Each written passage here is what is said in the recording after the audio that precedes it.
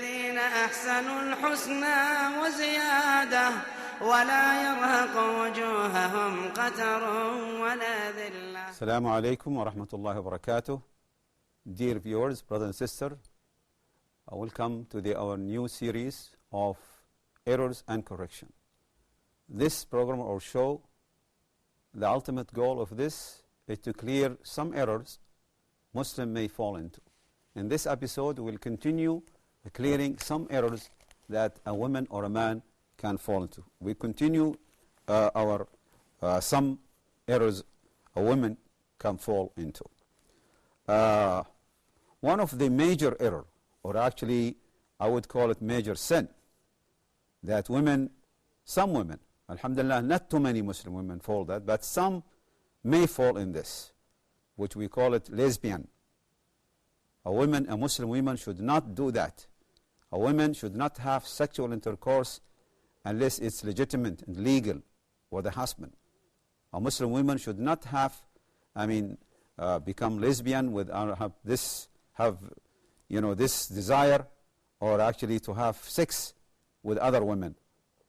A woman in Islam must have sex with her legitimate husband. A woman should not really go to bed with other women, which they call lesbian. And inshallah, I believe that only a few of the Muslim women do that, and it is absolutely haram. Also, the pious, righteous woman, she should not really fast, even a volunteer fasting, until approved by her husband, especially when she wants to fast, like Monday or Thursday or the white days. Any volunteer fasting must be approved by the husband, because maybe he needs you, and then you tell I'm fasting. And usually, alhamdulillah, most of the husband, they approve that because they encourage their wife to fast a volunteer fasting. Also, some women, sometime when she is upset with her husband for any reason, she doesn't approve, and she will not allow her husband to have his right, of course, his right to have sex with her, to have sexual intercourse. Because the women, Rasulullah said, any woman invited or called by her husband to bed and she refused, the angels will curse her. The angel will curse her. So a Muslim woman and the good woman should not refuse when her husband asks her for bed. She should respond, unless she is sick, or she has the period, or she has a very reasonable reason. If she has a valid reason, she must tell him what is the reason, and she asks him, tell him, I have this and this. But if there is no valid reason, she must respond to his request. Also, one of the things that some women fall to, when they take some of the eyebrow, some women have the eyebrow, they take too much of it. This is not permissible in Islam. You take the eyebrow or change it. Also, the tattoos. Unfortunately, some Muslims fall into this mistake or this error. They put tattoos, even sometime, unfortunately, in a very sensitive area. So this is absolutely haram. Tattoos in general for men and women are not allowed. But if you have tattoos and you don't know the rule, you don't know the hukum, it is there, may Allah forgive you, but don't do it again. And even don't try to take it out or clean it, because this you will hurt your body. We know some non-Muslim who became Muslim. They have tattoos before Islam. So we don't, there is no evidence from Quran or Sunnah that the one who was a non-Muslim and he become a Muslim or he embrace Islam, he must clear or clean this status. No, he can, because if he does, then he will hurt his body and his skin or her skin. But a Muslim who is really born Muslim and must not do this status in her body or any place, in the face, in the arm, in the leg, on the foot, you should not do it at all. Also, some women, they're trying to expose their beauty They want to expose their body. They want other people to see how beautiful they are. Even, if the women are not supposed to, hit the floor, as Allah subhanahu wa ta'ala said in the Quran, وَلَا يَضْرِبْنَا بِأَرْجُلِهِنَّ لِيَعْلَمَ مَا يُخْفِينَ مِنْ زِينَتِهِنَّ. So Allah subhanahu wa ta'ala said, don't hit the floor so other people, know that you are wearing something on your foot. So this is, even this very little sound, you're not supposed to show. Some women, when they walk with high heel, she's wearing high heel. She intentionally put, hitting the floor, so that and the high heel sound is different from, the men shoes or a men slipper. The high heel sound, everybody can tell, there's a woman walking, especially when she intentionally hitting the floor. So the woman should not, she should walk, humbly, and she should not really give chance to other people to see her what she's doing. Now we come also to talk about something to do with eating and drinking. Rasulullah sallallahu alaihi wasallam has forbidden us from eating in any utensil, either gold or silver, because silver and gold is not actually for Muslim. We Muslim are not avoid to eat any utensils made by silver or gold. Now I will cover some of the errors which are actually concerning also some worshipping for making wudu, cleaning ourselves after passing stool and urine. And one of the mistakes also that people make dua, people standing outside, and when somebody walks out from the toilet, they say them, may Allah cure you, shafitum. This is actually bid'ah. This is one of my errors. People, there is no evidence from Sunnah that you say to the people who walked out from the toilet to tell them shafitum, which means may Allah cure you. Also, having the intention loudly. Some people, when he wants to make wudu, he will say, I have the intention to make wudu for Salat al-Dhuhr, for Salat al-Asr.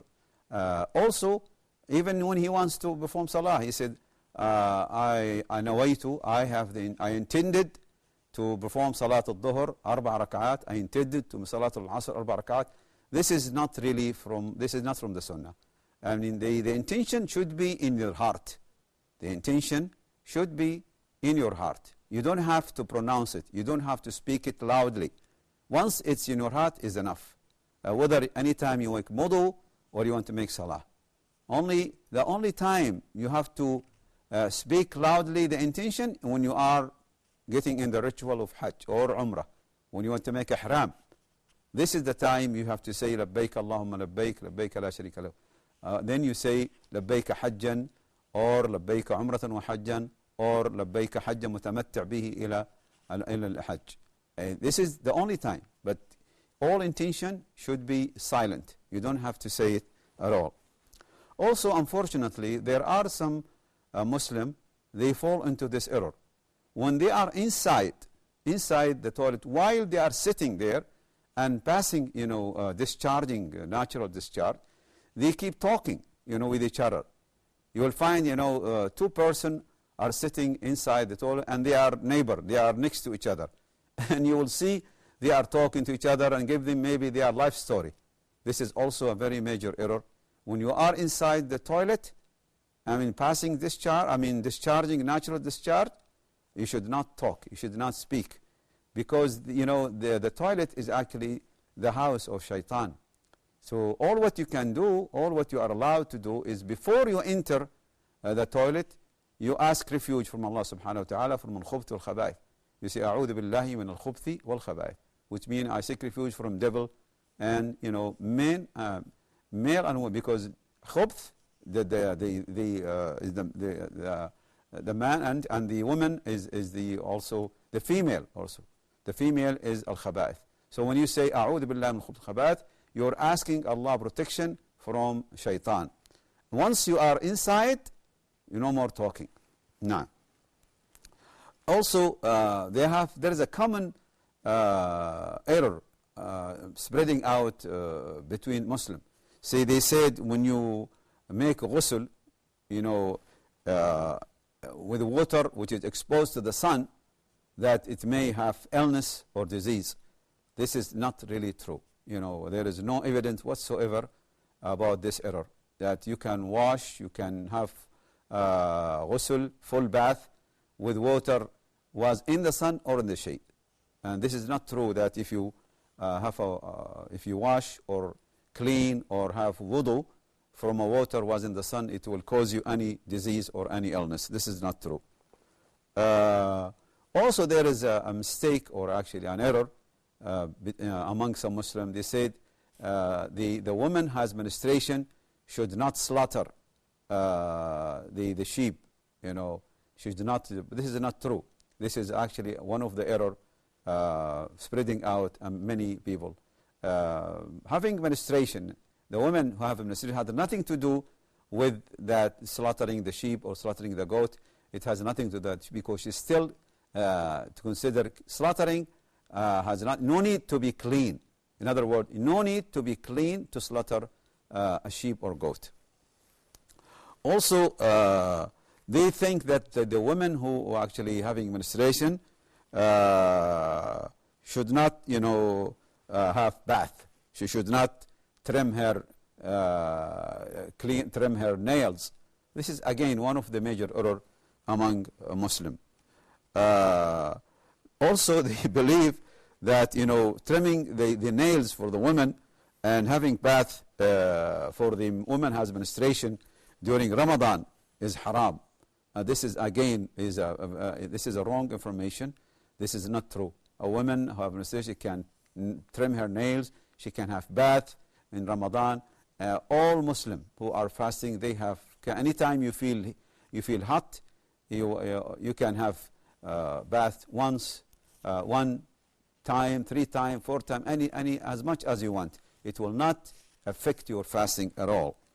The sunnah, when you have a sexual intercourse for men and women, when you want to make ghusl, the sunnah you should make, first of all, you wash your private parts.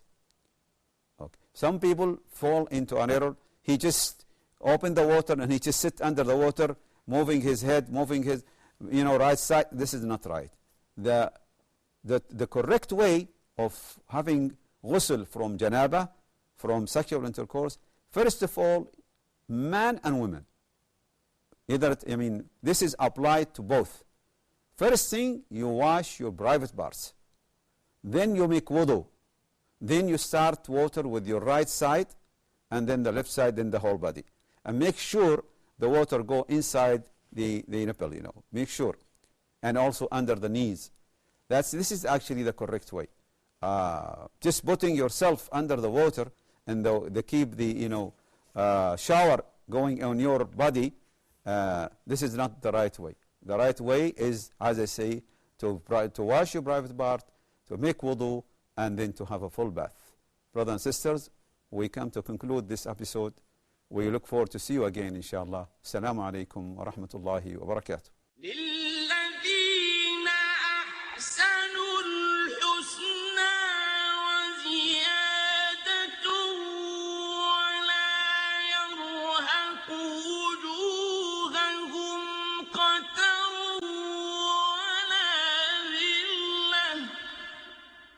أولئك أصحاب الجنة هم فيها